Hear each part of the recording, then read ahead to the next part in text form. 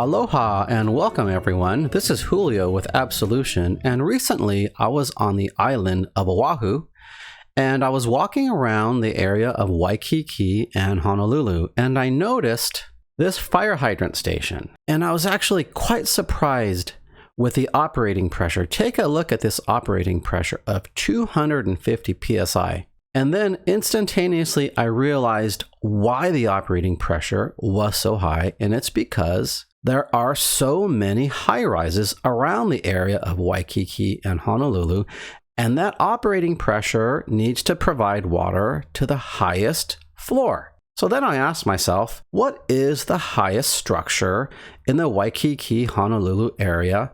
And I did a little research and I found that the tallest structure is 435 feet. And so I thought, would this 250 psi provide enough pressure to feed water to the highest floor of the 435 foot structure in the Honolulu Waikiki area? So let's do the math together.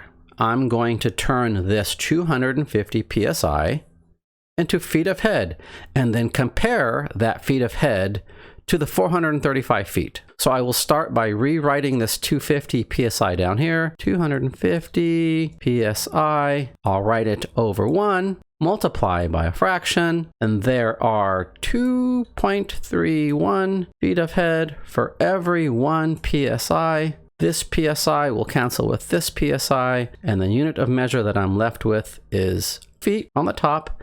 And now it's simply a matter of doing the math. 250 times 2.31, and when I do that math, I get 577.5. So now, again, this 250 psi translated into feet of head is 577.5 feet. So this 577.5 feet is greater than the 435 feet. So the answer is yes, the 250 psi provides enough pressure to feed water to the highest floor at the 435 foot structure. This is Julio with Absolution Water signing off until next time.